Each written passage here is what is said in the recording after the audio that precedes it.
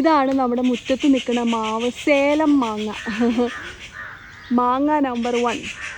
ഈ വർഷം ഉണ്ടായ മാങ്ങകളൊക്കെ കാണിച്ചു തരാം കേട്ടോ. ഇതിന് പുളിയില്ല എന്നുള്ളതാണ് ഇതിൻ്റെ പ്രധാന ഹൈലൈറ്റ്. അതുകൊണ്ട് നമ്മളിതങ്ങനെ കഴിക്കാറൊന്നുമില്ല. പുളിയും മധുരവും കൂടെ ചേർന്നാലല്ലേ മാങ്ങയ്ക്ക് രുചി വരുള്ളൂ. ഇതിന് തീരെ പുളിയില്ലാന്നേ. ഇതങ്ങ് ദൂരെ ആയതുകൊണ്ട് എന്ത് വെറൈറ്റി മാങ്ങയാണെന്ന് നമുക്ക് ഐഡൻറ്റിഫൈ ചെയ്യാൻ പറ്റുന്നില്ല കേട്ടോ. തോന്നുന്നു ചുവന്ന മൂവാണ്ടനാണെന്ന് തോന്നുന്നു. മൂവാണ്ടൻ 2 ടൈപ്പ് ഉണ്ടല്ലോ.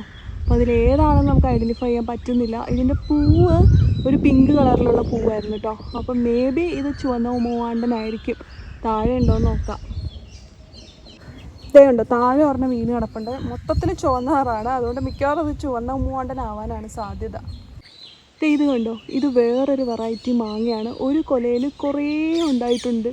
നല്ല രസം കാണാനായിട്ട്. പക്ഷെ അത്ര ടേസ്റ്റ് ഇല്ല എന്നാണ് അറിയാൻ കഴിഞ്ഞിട്ടുള്ളത്. പേരും അറിയില്ല. ഇതിപ്പോൾ മാക്സിമം സൂം ചെയ്ത് ഞാൻ എടുത്തേക്കണം കേട്ടോ. ഇതിൽ കൂടുതൽ സൂം ചെയ്യാൻ നിവൃത്തിയില്ല. ഒരു കൊലയിൽ കുറേ ഉണ്ടായിട്ടുണ്ട്, ഇങ്ങനെ അരിമണി പോക്കി ഇട്ടേക്കണ പോലെ. അതാണ് ഇതിൻ്റെ ഒരു പ്രത്യേകത. സാധാരണ ഓരോന്ന് വീതമൊക്കെ അല്ലേ മാങ്ങ ഉണ്ടാവാറ്. ഇത് നിറച്ചുണ്ട്.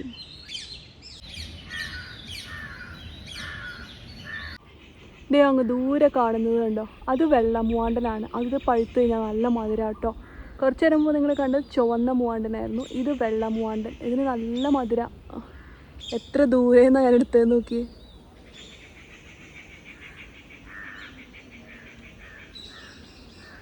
കണ്ടോ, ഇത്രയും ദൂരം.